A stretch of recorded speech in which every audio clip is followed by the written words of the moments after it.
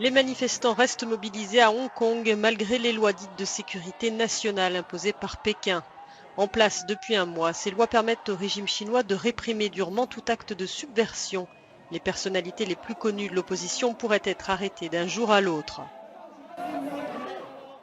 Chef de file d'un parti pro-démocratie à Hong Kong, Nathan Law a fait le choix de partir, un exil politique qui l'a conduit à Londres la semaine dernière. Depuis un endroit tenu secret, il poursuit la lutte. Il a répondu aux questions d'Euronews. Est-ce la fin du Hong Kong que vous connaissiez? Interroge notre journaliste. Oui, certainement, répond-il. Hong Kong était un modèle de liberté en Asie, mais comme vous pouvez le voir, en vertu de la loi sur la sécurité nationale, notre liberté d'expression est anéantie. Et le principe d'un pays, deux systèmes a pris fin lorsque la loi sur la sécurité nationale a été mise en œuvre. Les autorités britanniques ont pris des mesures pour faciliter l'accueil des Hongkongais détenteurs d'un passeport britannique d'outre-mer. Ces derniers peuvent vivre, travailler ou étudier au Royaume-Uni durant 5 ans, contre 6 mois auparavant.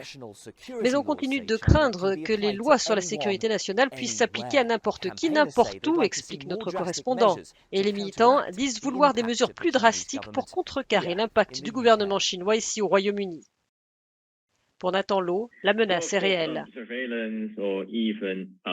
Bien sûr, la surveillance, voire le harcèlement personnel, la violence physique, cela peut arriver. Je déménage régulièrement, je suis extrêmement vigilant et prudent par rapport à mon environnement, dit-il. J'essaie de me maintenir en sécurité. Le gouvernement britannique peut-il faire davantage? Réponse du député à la tête de la Commission des Affaires étrangères.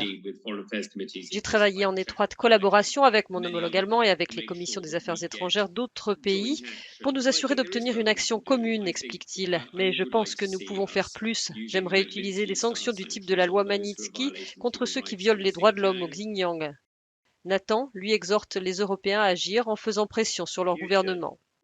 Vous devriez envisager, dit-il, cela comme notre responsabilité collective.